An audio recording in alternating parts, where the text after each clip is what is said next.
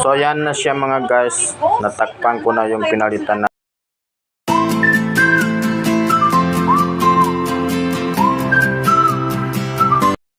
Ito walang power. So madalas itong LG mga guys, pag walang power,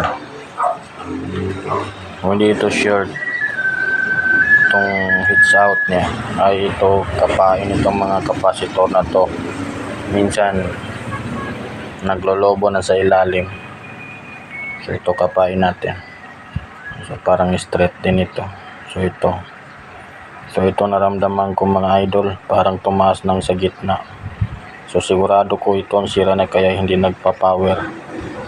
Ito, so, kunin natin para makita.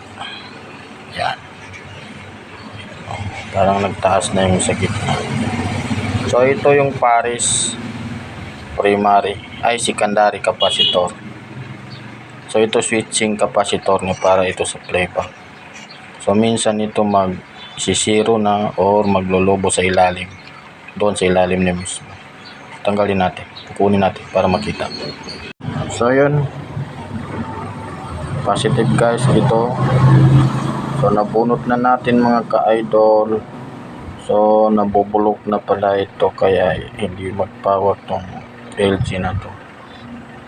So yun na, yun doon siya nanggagaling ka-idol. Yun, parang halata masyado na nabubulok na siya kasi itong pinanggalingan niya ay may nangaiwan na bakas na sign na nabubulok yung kapasitor natin.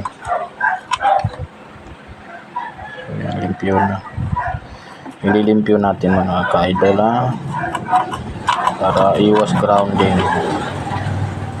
So tingnan nyo siya, bulok na siya. So ganito guys ay lumabas na yung liquid niya dyan sa mga paa niya. So wala na tong function itong 160 volts at 100 microfarad. So hanap tayo ng pamalit nito mga ka-idol para tapos ng ating repair. So yan na siya mga guys, natakpan ko na yung pinalitan natin ng kapasitor. So hindi ko na lang pinakita sa inyo kung paano takpan kasi madali naman yan. So importante na sabi ko sa inyo kung ano ang madalas masisira sa isang TV pag matagal na ang TV natin. So hanggang dito na lang ang aking video. Thank you for watching.